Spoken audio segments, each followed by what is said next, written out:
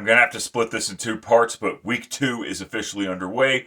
Let's get started because I don't have time for this bullshit. Early afternoon games. Giants going on the road to take on the Dallas Cowboys. The Giants look like shit as usual, even with Russell Wilson at quarterback. Maybe Russell Wilson looked like shit too. Remember, this channel does not make excuses for dog shit quarterback play. Bottom line is, Russell Wilson, ever since he left Seattle, hasn't been anything spectacular as of late. And the Cowboys, yeah, it's nice that they put up a valiant effort against the Eagles, but they still lost. However, go ahead and take the Cowboys to defeat the Giants because the Giants still have issues. How many games before Russell Wilson gets benched in favor of Jackson Dart? Steelers traveling back home to take on the Seattle Seahawks. And I hate to admit it, but Aaron Rodgers, because I've lost respect for this guy, but it's looking like Aaron Rodgers is coming back to his old form.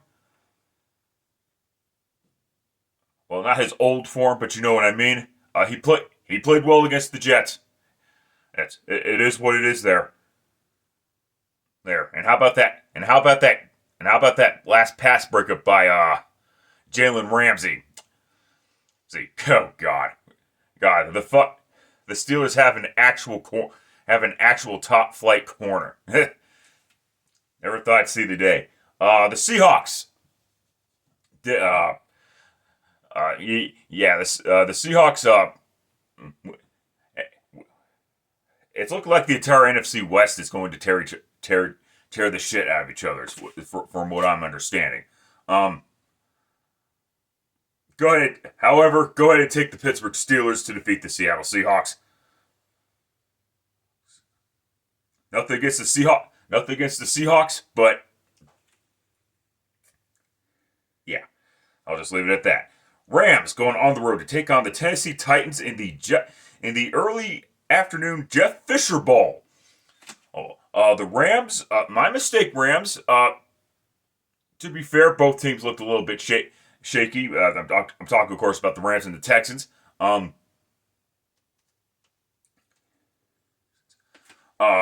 Yeah, and the Titans. Yeah, you force 4 turnovers and you still lose the game because your offense is fucking inept as fuck. Fuck, your defense did okay, but your offense was the reason why they lost that game. And they're going to lose this fucking game. Take the Rams to defeat the Tennessee Titans. All right, moving on quickly. Bills going on the road to take on the New York Jets. And I think this is... And I got a flip for this one. Atlanta tails. Yeah. Let me talk about Buffalo for a moment, though. Before I make this pick official. Wow, what a fucking come from behind victory. This had more to do with the Ravens being complete idiots. And there was a reason why I didn't mention the part where 2 MVPs were playing in that Sunday night game because one would make the argument that neither Josh Allen nor Lamar Jackson deserve those 2 MVPs from 2024 and 2023. It is what it is there.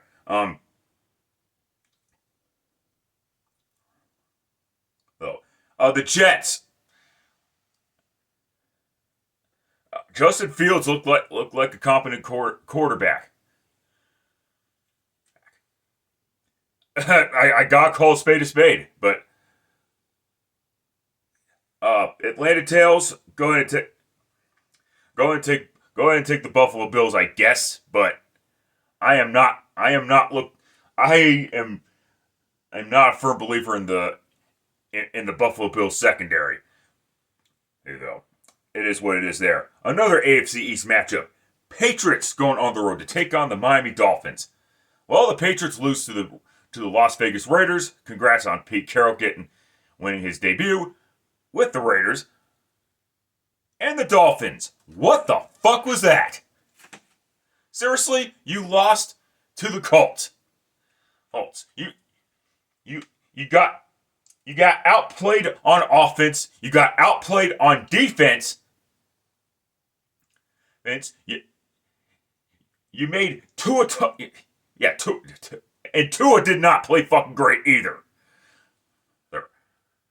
But the Dolphins made Daniel Jones look like a Hall of Fame fucking quarterback.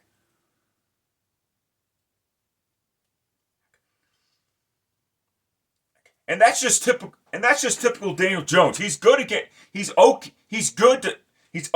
good against the shittiest defenses, and we got to call a spade a spade. The Dolphins are one of the shittiest defenses.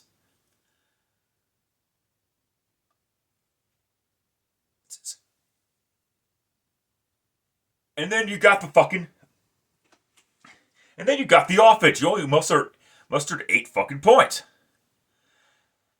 And the rumors of Mike McDaniel getting fired are only going to continue to grow because and you can't blame people for not giving and you can't blame me for not giving the Colts any credit because it's week fucking 1 and that loss against the Colts was inexcusable. Well, I'm not a firm believer in this team. Things could go south really quick. I'll take the Dolphins to win one more time, but yikes. This should be an interesting one. Jaguars taking on the Cincinnati Bengals in Cincinnati, Ohio. The Jaguars and Bengals are both undefeated.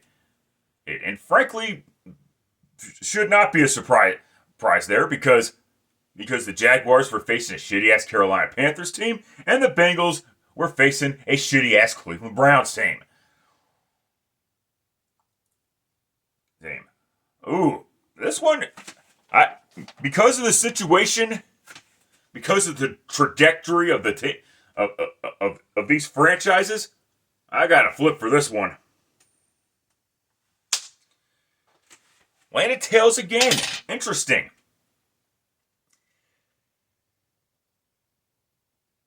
This one might bite me in the ass, but the Bengals usually get off to shitty ass starts, and I don't see anything about this Bengals thing that's going to make me change my mind about that. So, with that being said, take the Jaguars to defeat the Cincinnati Bengals.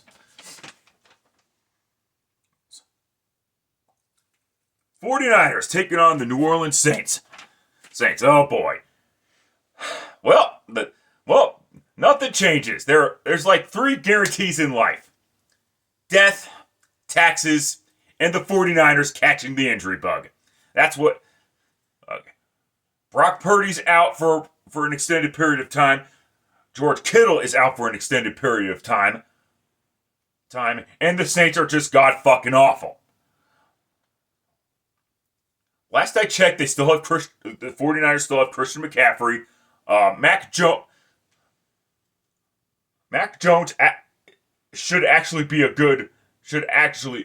is not a bad backup option for the 49ers. This is the Saints we're talking about. The chickens are finally going to come home to roost. Go ahead and take the San Francisco 49ers to defeat the New Orleans Saints. Next up, Browns going on the road to take on the Baltimore Ravens. The Browns made it interesting, but it was a division game, so who cares? And the Ravens, boy oh boy. Wow. I was wondering when they were going to have that annual ritual of waste a good performance of Lamar Jackson and blow the lead in the fourth quarter. Because it usually fucking happens every goddamn year. Yeah. That's the thing about the Ravens. They're so They are frustratingly good. Good. As long as they can be a good football team if they could just maintain their goddamn focus. And I'm not making excuses for Lamar